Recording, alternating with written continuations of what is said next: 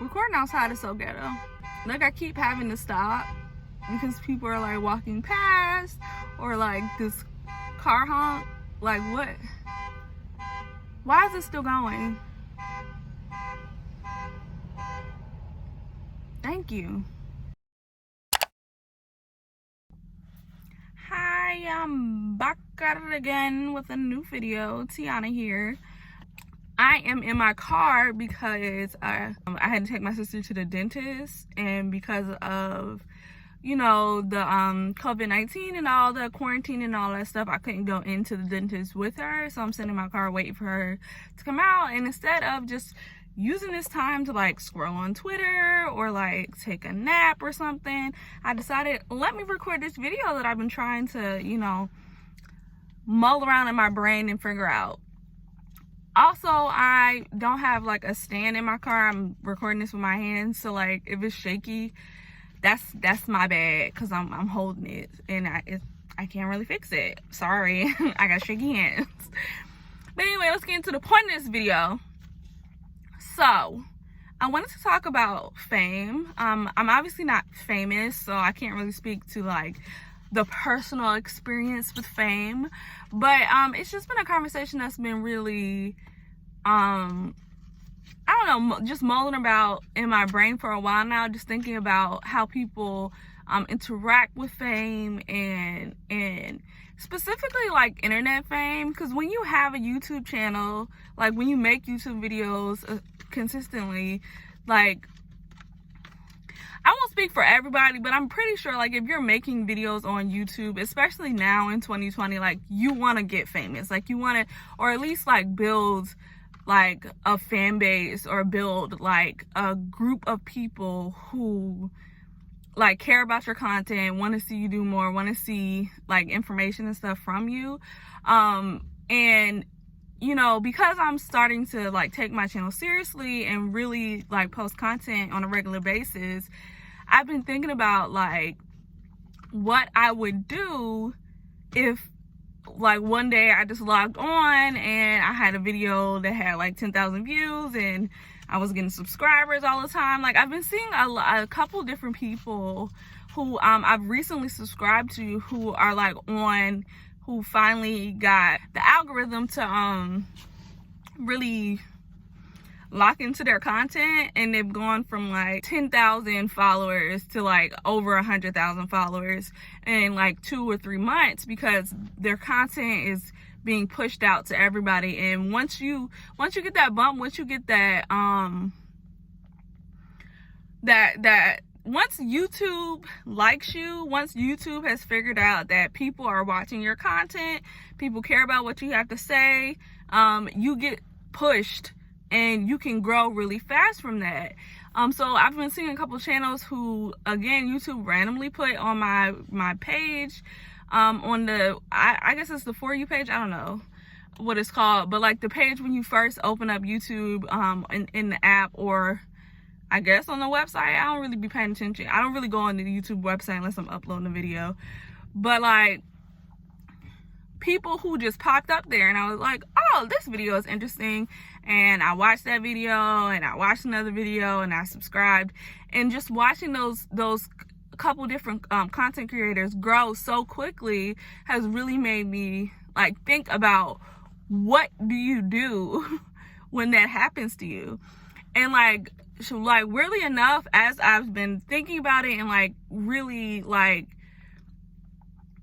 paying attention more to like how people go from having 10,000 people, or not even 10,000, like 5,000 subscribers, or like just a smaller amount, a reasonable amount, like a good amount of subscribers, but like a smaller channel, to like blowing up and hitting 100K within months, and seeing like what that trajectory looks like and how we get there. I'm also been noticing like how the response to those people change after you move from that area, that smaller, reasonable, sort of famous like YouTuber.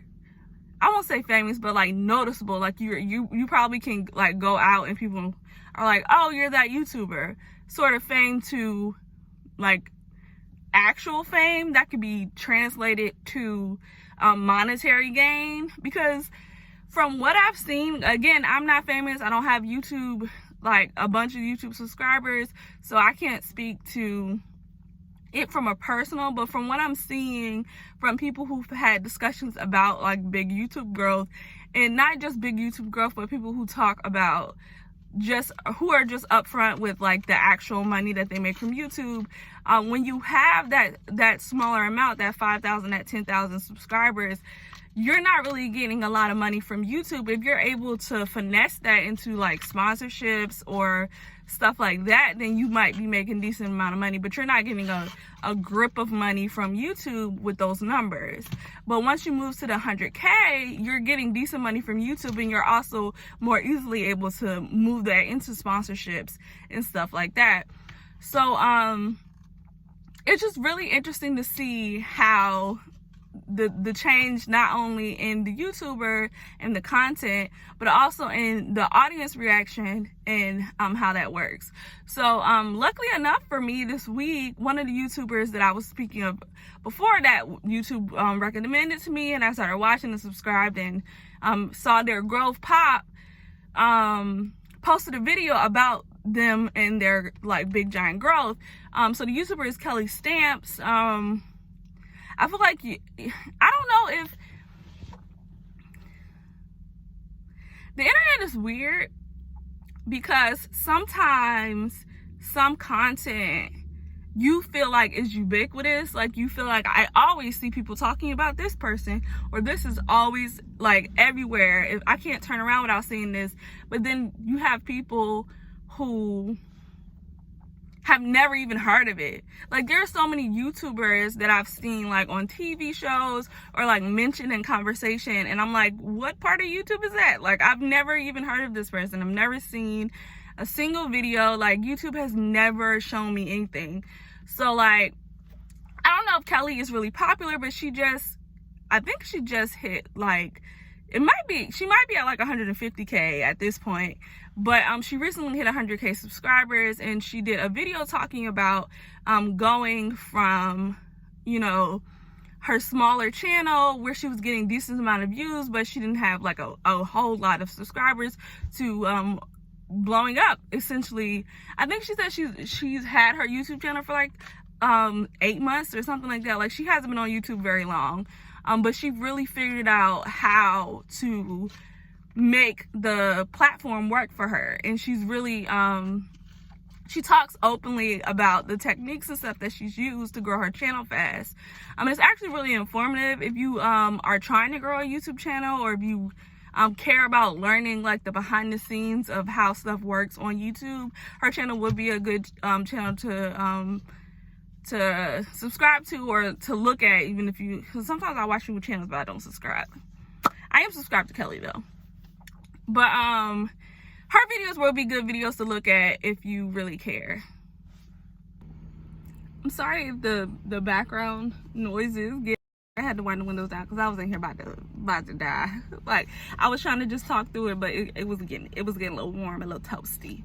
So anyways, Kelly recently posted a video where she was talking about like the things that have changed in her life since she hit 100K.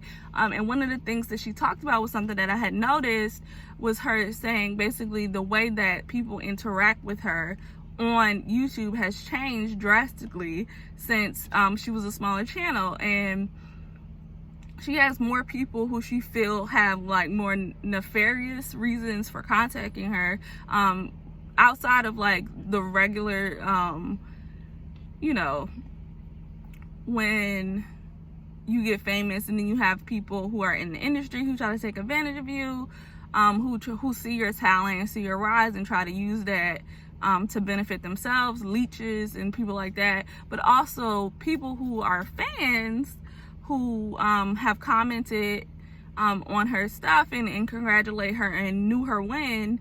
But now that she has gotten to a place where she can't be as interconnected they feel sort of slighted by it. Whereas like, I knew you when you had 6,000 subscribers, and every time I sent you a comment, you responded, and I felt like we were friends or something. And then once you get to 100K, you don't have the ability to comment on everything.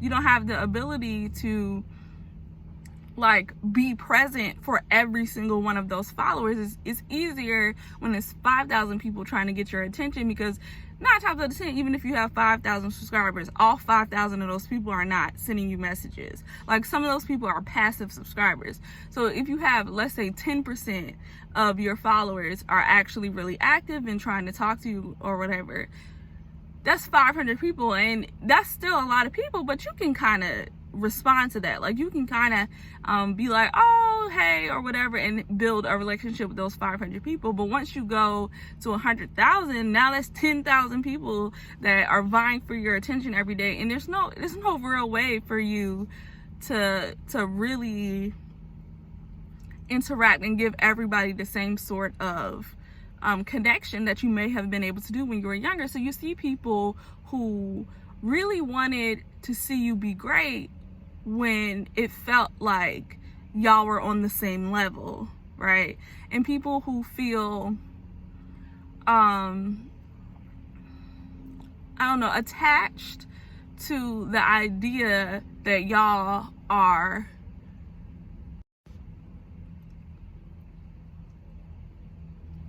just like on the same level. Like, even when you have a smaller channel, or when you're at like a relatable amount of subscribers, like you can have, like I said, 5,000 subscribers, 10,000 subscribers, and still really feel like a regular person.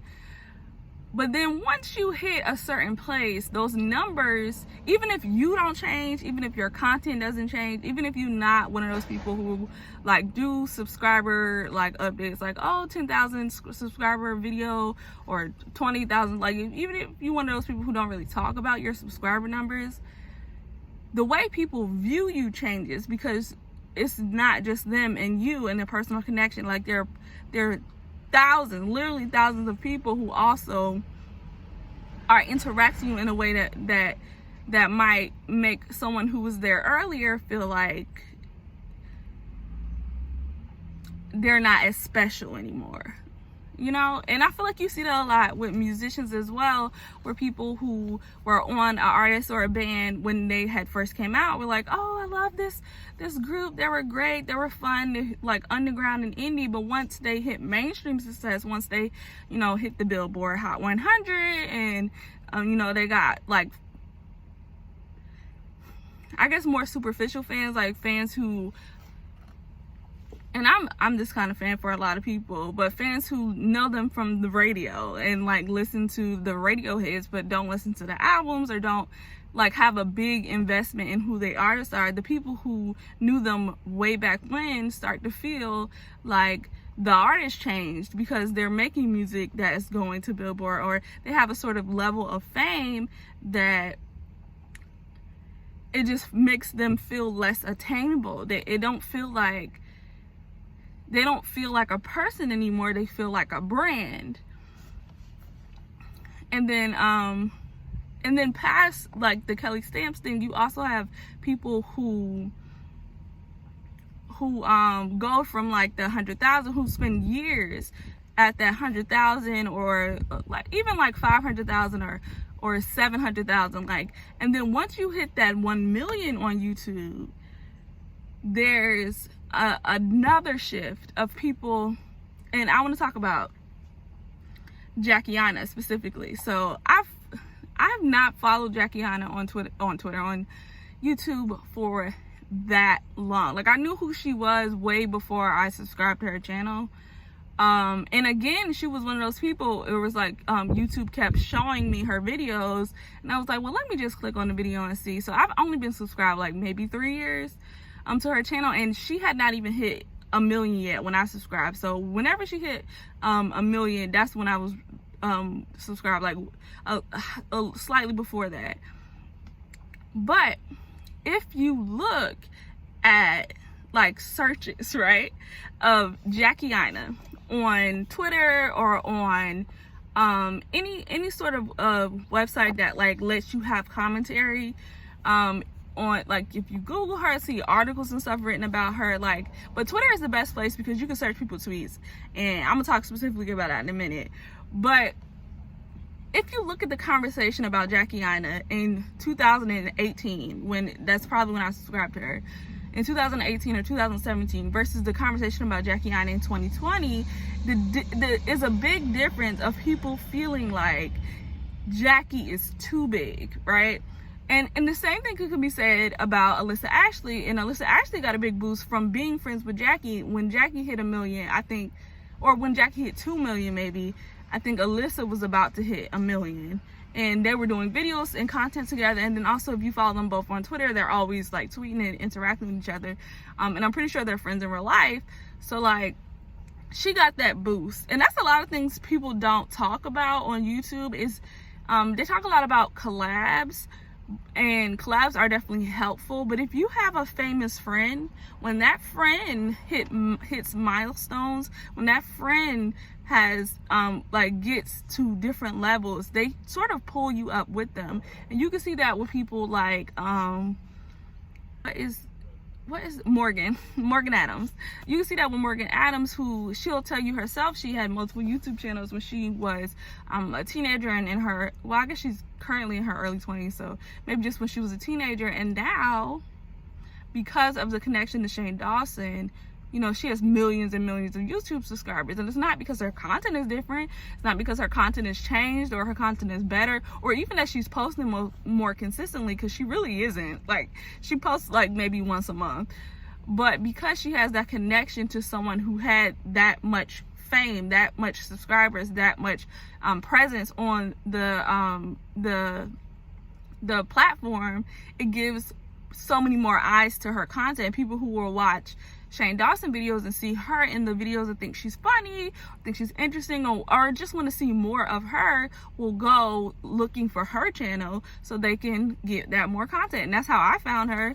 I had randomly, and Shane Dawson is another one of those giant YouTubers who I did not know who he was until YouTube started showing me his videos. Like, and then when I was seeing his videos, like, I didn't even realize that he had been on YouTube for like since YouTube started. Like, I didn't know he was like big like that.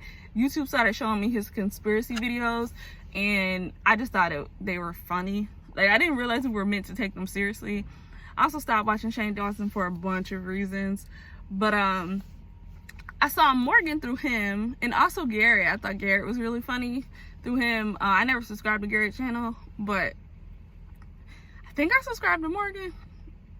I'm pretty sure I'm subscribed to Morgan.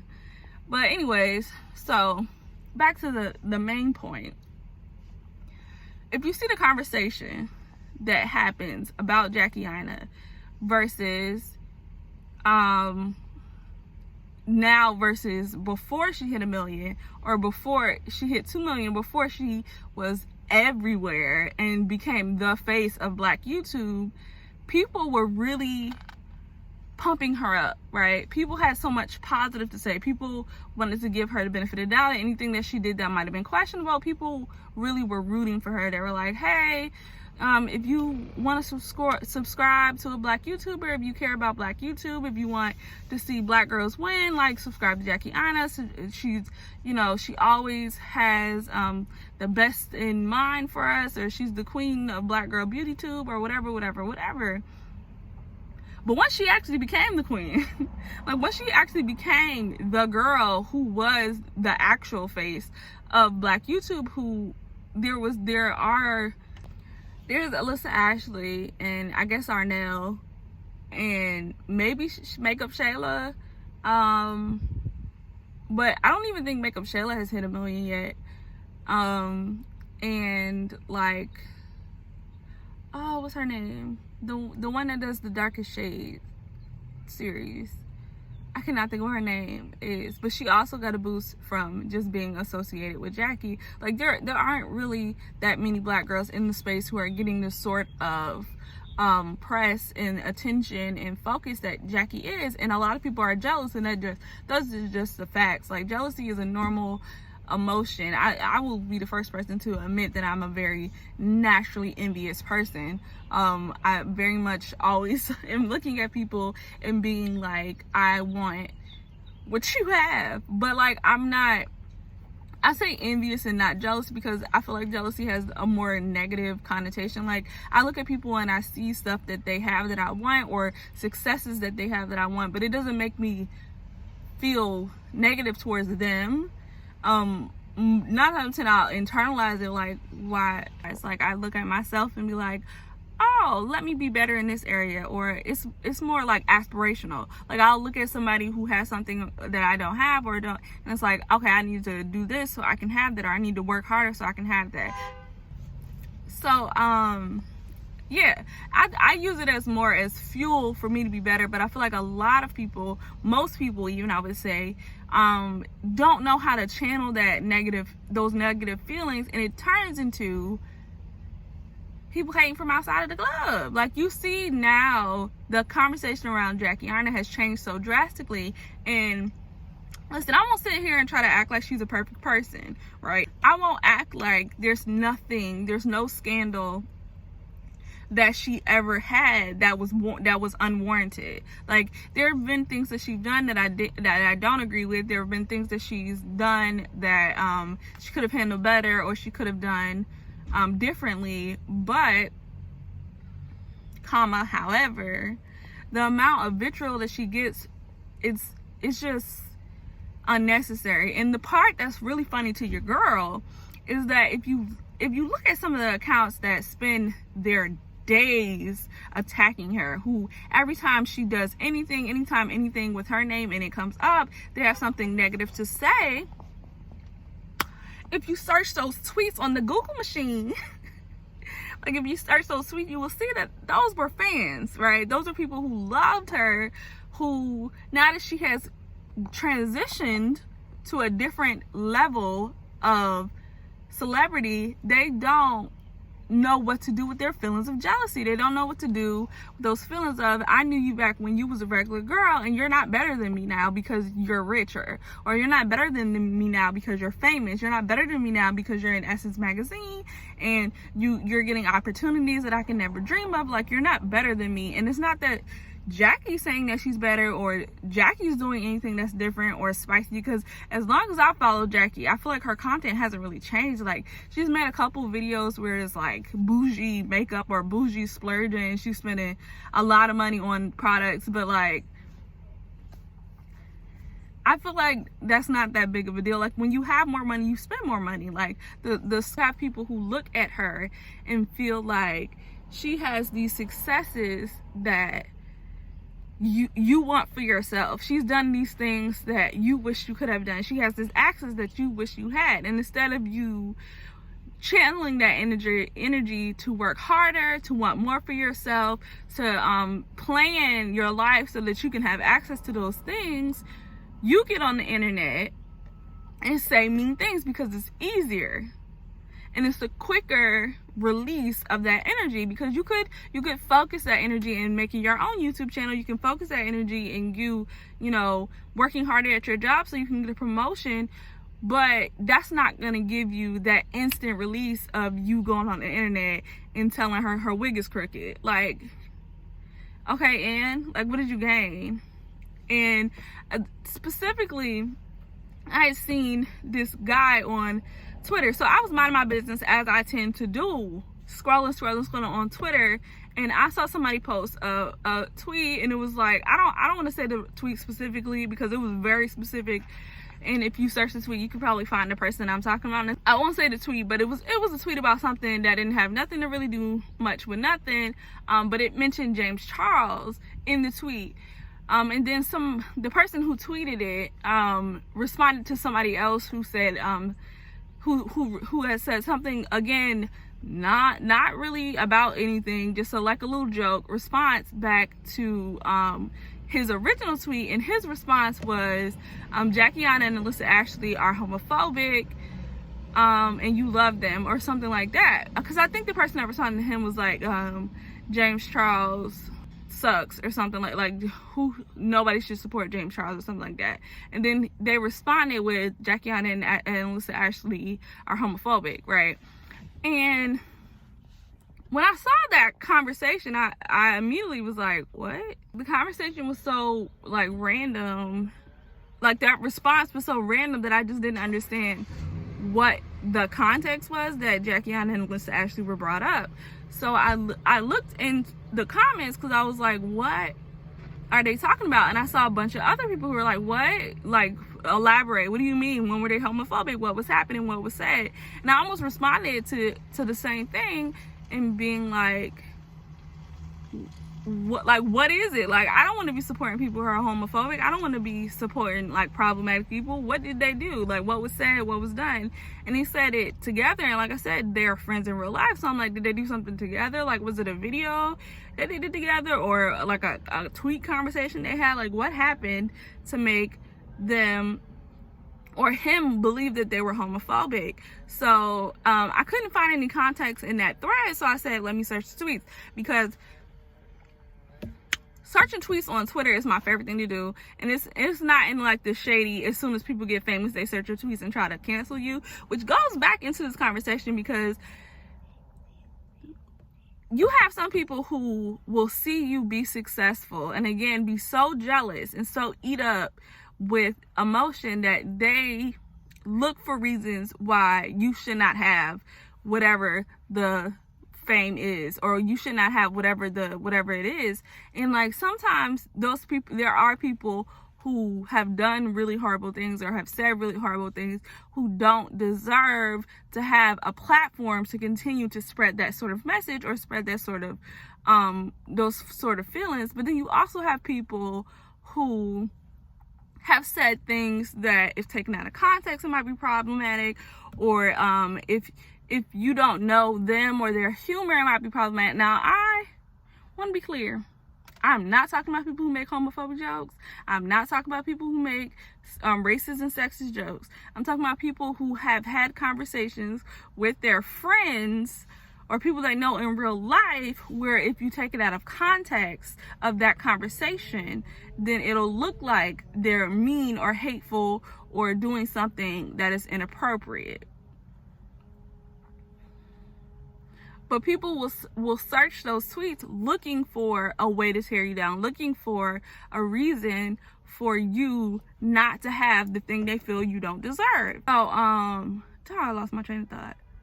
Oh, so I searched the tweets, right? Because I was trying to figure out the context, and I figured if he is responding to this very mundane tweet about James Charles with this information about Jackie Aina and Alyssa Ashley, then this must be something that he's talked about before. So I searched Alyssa Ashley, I searched his name and Jackie Aina's name on Twitter so I can see all the tweets that he's ever made that included Jackie Aina's name. Do y'all want to know what it was that he was saying was the reason why Jackie was homophobic?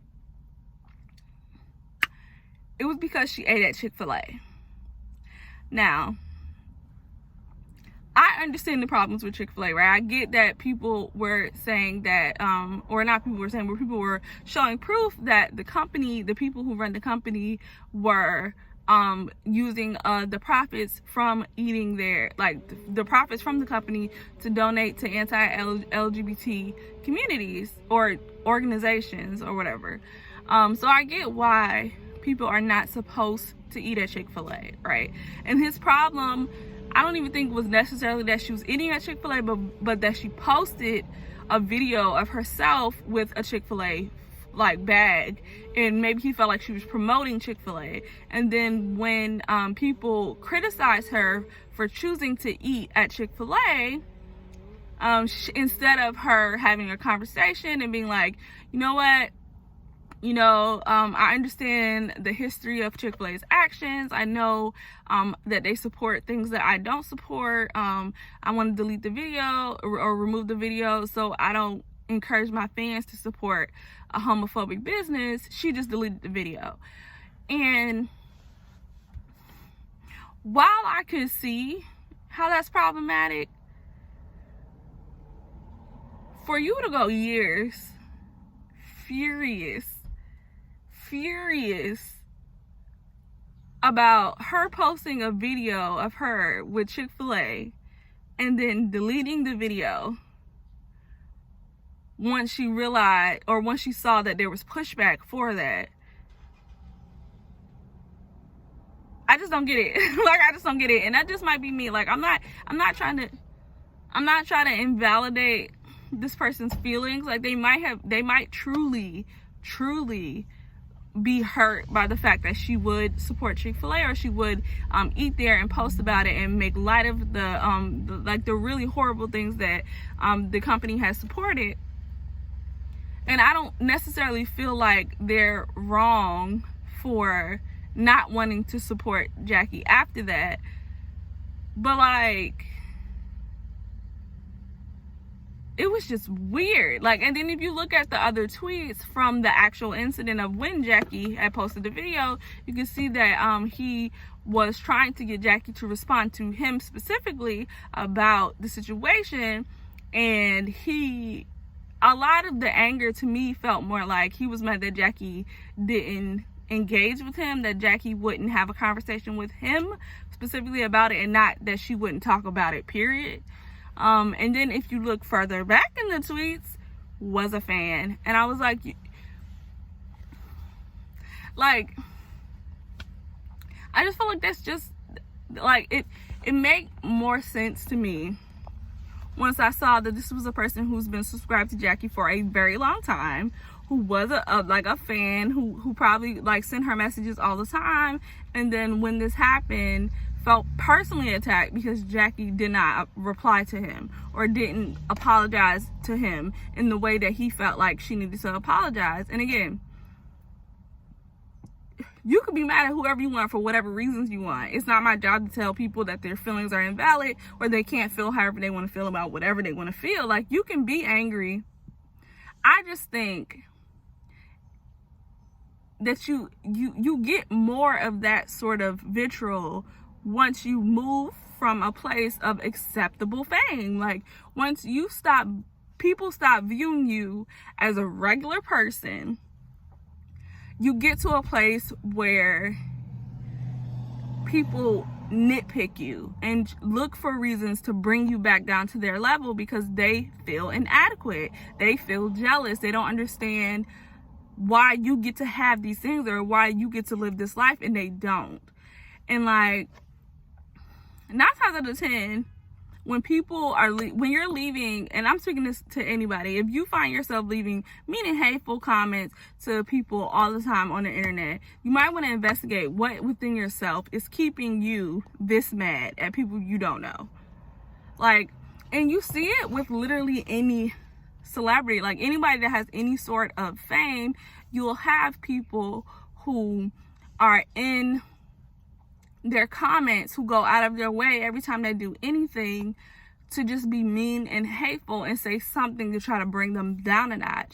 And then people get mad at famous people for reacting to these people who attack them. But like, if you're on Twitter, right, and Twitter is simultaneously one of the best social media sites in the absolute worst dumpster fire hell, but it gives you a lot of direct interaction with the people that you care about, like the people that you are fans of. I won't say there are a lot of people, because I don't follow a lot of like famous people on Twitter, just strictly because I don't really feel like there's a point. Like, most famous people who are on Twitter are not using it in a personal way anymore, so it's not like you get some like special insight to your fave. Like, there are some who still do, like Ariana Grande posts and talks to her fans a lot. Nicki Minaj, as nutty as she and her fan base is, like, they're very close. She was one of the people who really knew what she was doing in the social media, especially on Twitter, and knew how to engage her fans in a way that was beneficial for her. And you can say what you want about the Barbs, but you won't say anything on Twitter about Nicki Minaj without them responding to it. And that's a different video that I might want to do about like stan culture, because there's been this weird thing that's sort of weird to me, thing that's been happening with the Nicki Minaj Doja Cat versus Megan Thee Stallion and Beyonce thing, where they're fighting to see who goes #1. Today's Monday, the 11th, because my mom's birthday is tomorrow. Happy birthday, Mom.